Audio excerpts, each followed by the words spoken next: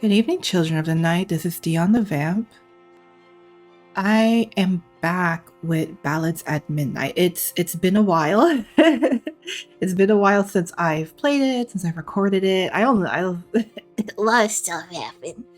I also kind of looked a little bit more into the game. So it was made during a game jam, which is part of why it's free. And the devs and stuff are like they're making like another game which will be right up everyone's alley at this time. The Kickstarter that I am recording, the Kickstarter hasn't started yet, but it's like Imperial Grace. Yeah. Who's sorry, I'm just checking. Synstoria is that the handle right now. Yeah, I just thought I'd give y'all, at this point, I don't quite remember all I said in the beginning of introducing this game. But that's okay.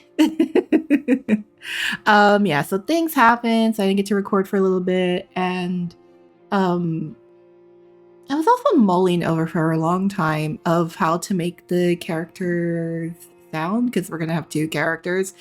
And I think I settled on some ideas, some thoughts. So yeah, let's get right into it. We last left off.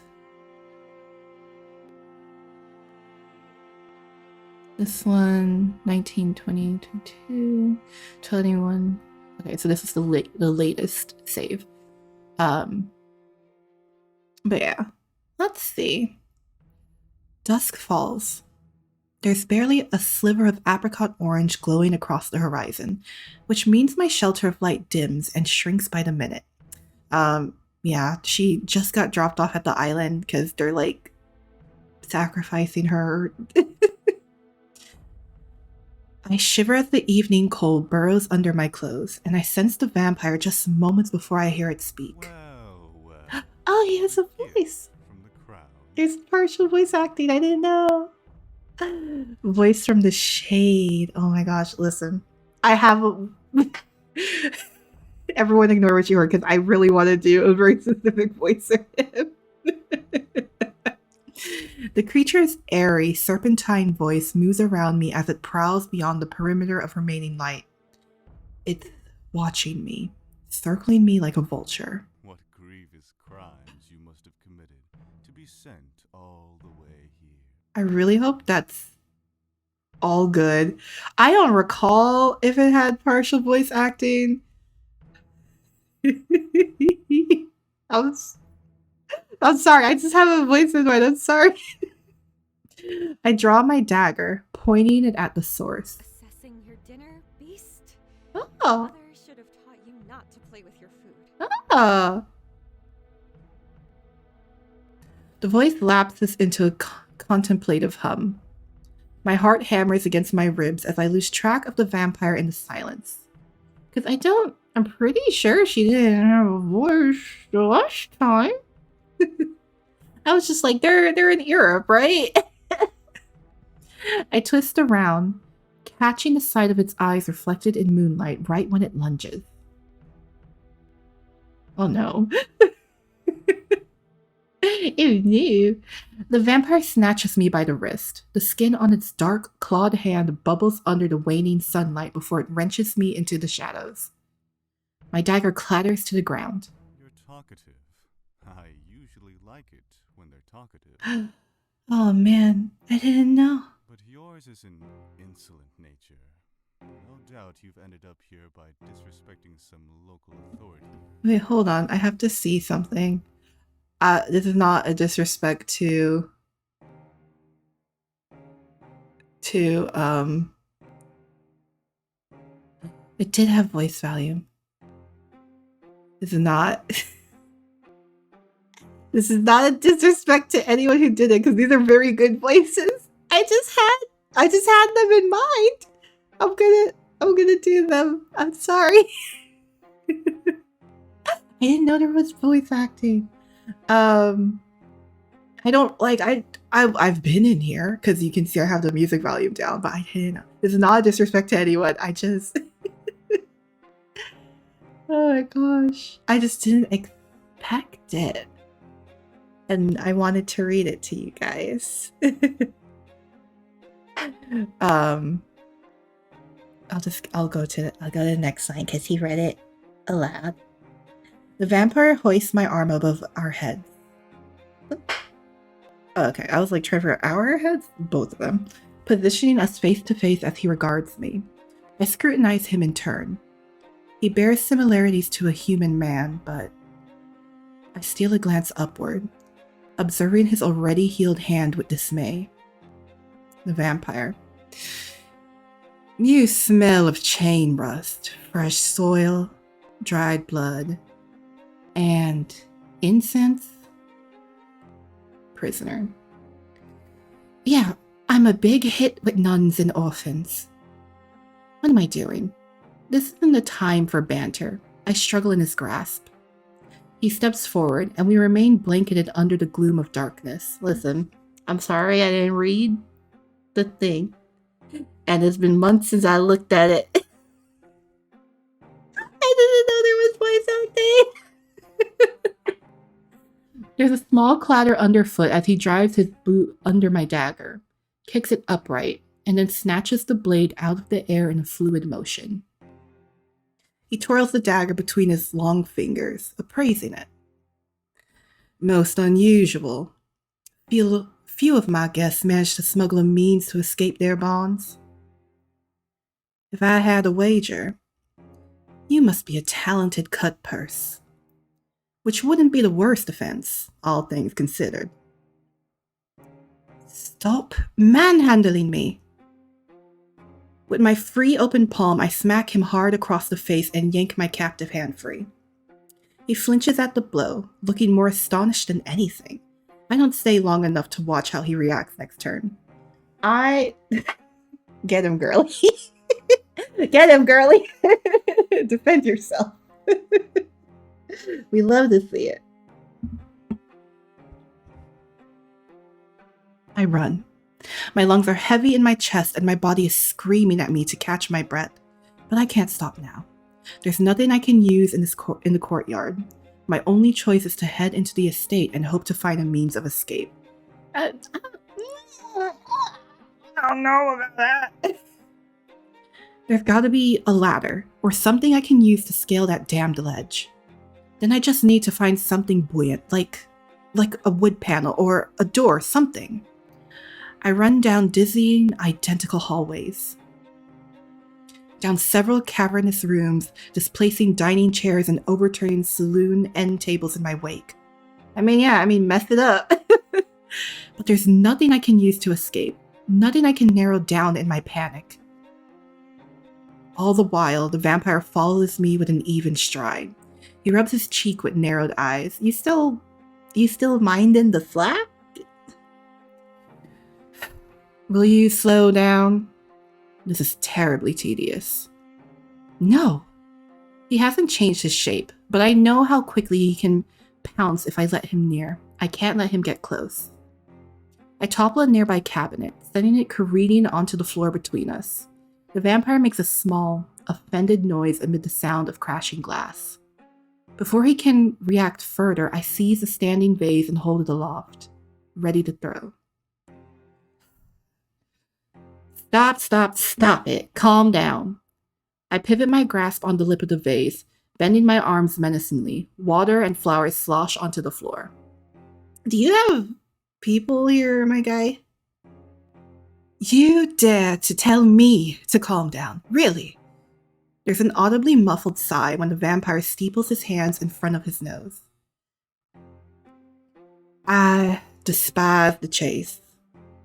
Look at this blasted mess. You realize no one else lives here?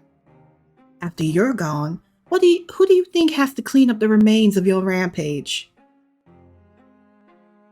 I'm sorry. Are you criticizing the way I'm fighting for my life? You misunderstand, mortal. Despite what the good people of Alluvia will have you believe, I have no bestial compulsion to take your life. All right? A civilized alternative to becoming a withered, bloodless corpse decorating his hallway? I keep the vase aloft, halfway between willful rebellion and uncertain curiosity. I'm listening. That is all I ask.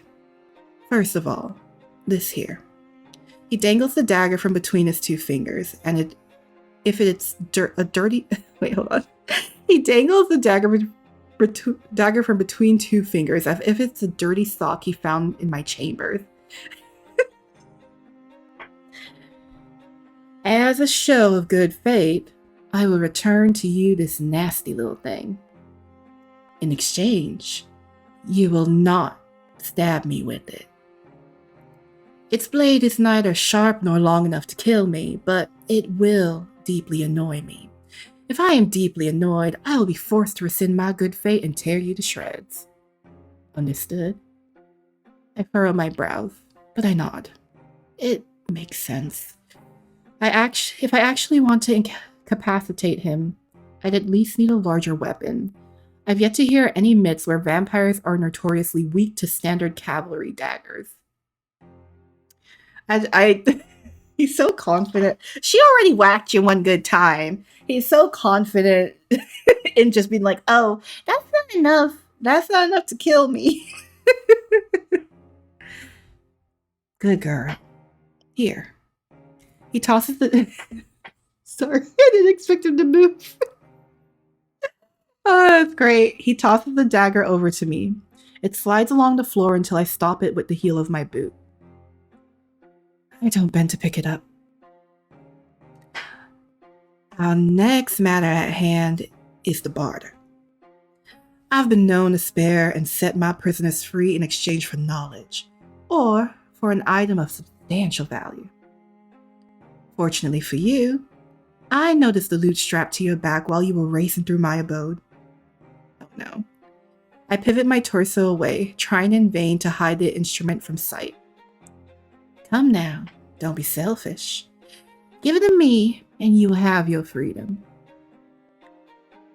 Your life will be yours again. Keep away from Alluvia and lay low for several years, and the crown will be none the wiser. I can't. What? I've cared for it ever since I was a little girl. How can I possibly give it up now? I can't give it to you. No. I nearly lost it once already. Nothing is stopping you from purchasing a new one once you have your freedom. Certainly you'll have to save up for a while. I recognize the value of an average instrument, let alone how much an artisan lute must cost now after centuries of inflation. However, you'll have plenty of chances to... No, I said I will not give it to you. Why not? Why is he angry at me, hypocrite? I raise my voice to match his tone. I can't help it. I get competitive. I fucks with her.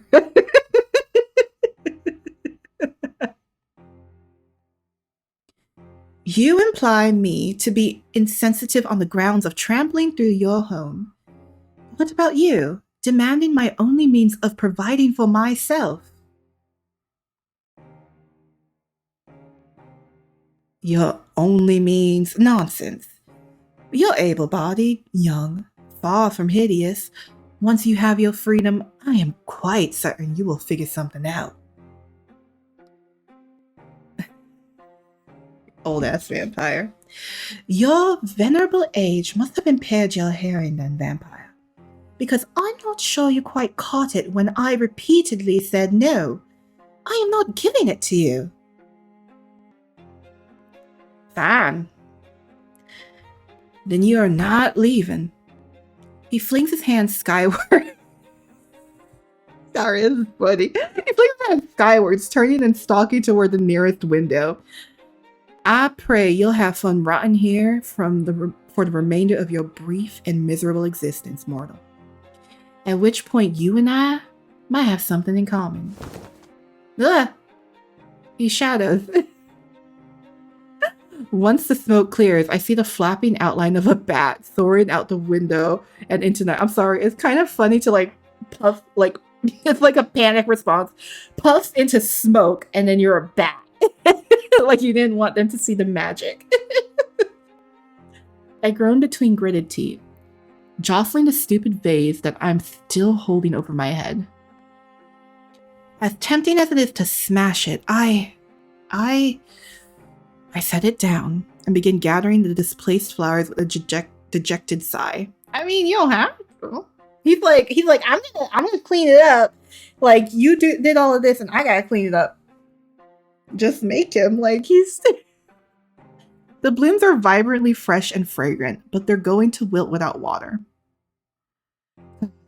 I just got into a screaming match with a vampire and upset him so much that he had to, I don't know, go take an angry nap. I mean, it really read like that. I'm still alive. I should really count this as a win, but I don't know. My chest is tight with apprehension. I wasn't supposed to annoy him. He said he'd rip me to shreds if I annoyed him. Damn it. God damn it. What have I done? I should have offered to barter with something else. I mean, what you got? I doubt he'd be interested in the few coins I have. I can't bear to part with my music. But he did mention an option to trade knowledge. Even if he's had centuries to experience the world around us, surely there's an obscure nugget of wisdom I can impart. After all, I like to think that everyone I meet teaches me something new. I'll have something to leverage if I can figure out what he already knows. And if I can't, then I'll need to find something else to protect myself. The dagger will be of little use aside from cutting rope. I am interested because I've been noticed. Sorry, it surprised me. Stray Dog Serenade. Ooh. I am interested because I've been seeing different daggers for tabletop purposes, and they're big as hell. So I'm just that's not gonna get your chest, but I don't know. I guess it's the type of dagger she has. It's like a little one.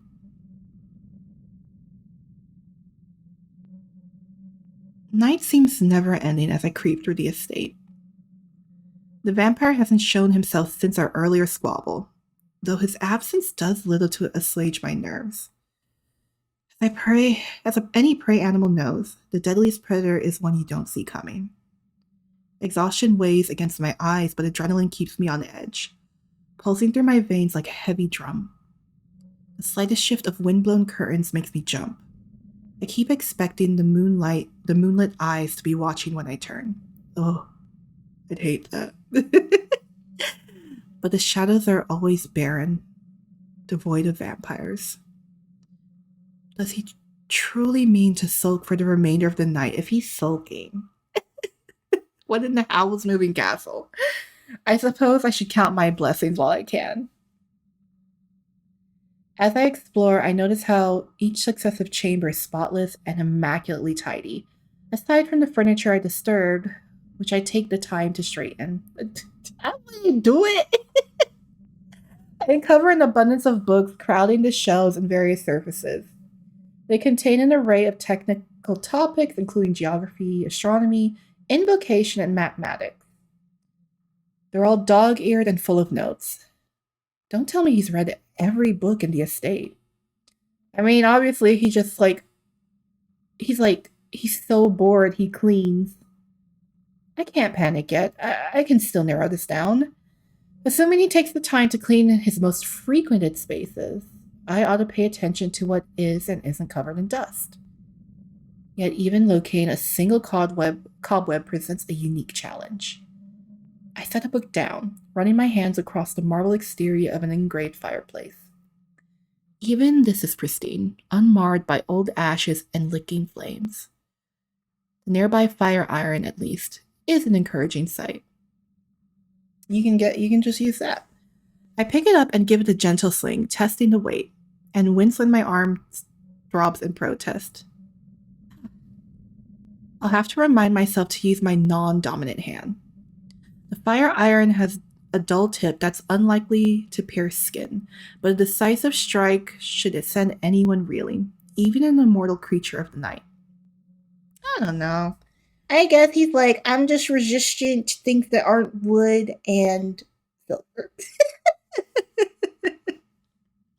Of course, pissing him off by whacking him in the head is a last resort. I'm more interested in jabbing the fire iron into the ledge outside and using it as a handhold to climb up my way up.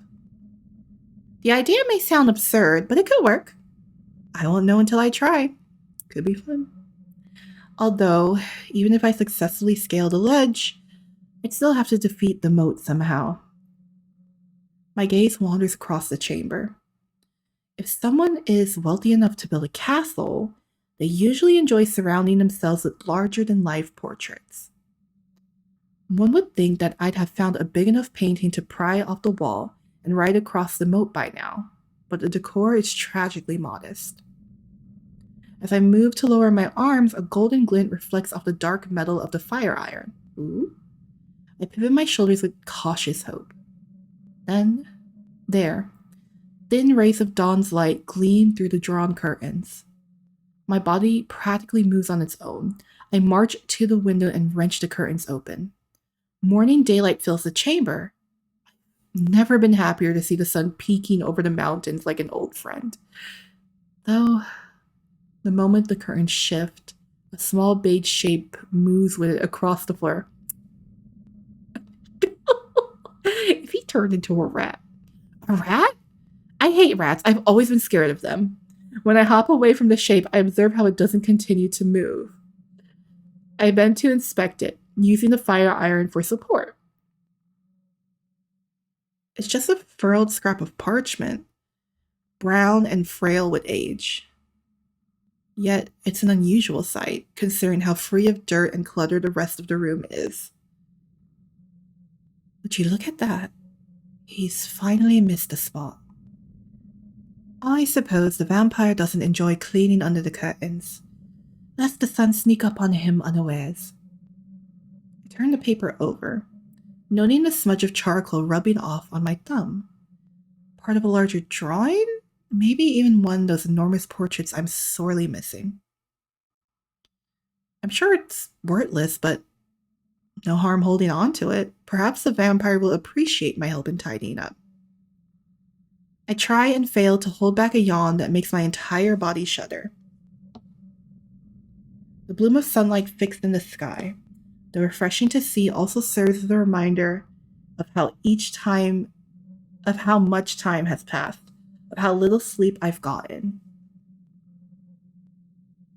There won't be a better time to get some rest. I look about the chamber one final time. To be so surrounded by various furnishings is a mystifying sort of torture. Despite how all those nights of sleeping on the ground have left me yearning for the comfort of a cushion, I know I can't sleep here. The vampire needs only to close the curtains to accost me in my sleep. Back outside I go. The days are long this time of year. I'll have plenty of time to try climbing the ledge when I wake. See, that's what I say to myself about things, and then I don't have any time. I grab a decorative pillow from a sofa. It's not much, but it will make my cobblestone bed a little more bearable. Okay, let's do a save. Okay. All right. Yeah. We'll come back to this next time. Thank you so much for listening. Again, no disrespect to the voice acts. I really didn't realize it had some partial voice acting. I'm sorry. But thank you so much for staying a spell with me, and I hope you guys have a wonderful rest of your evening.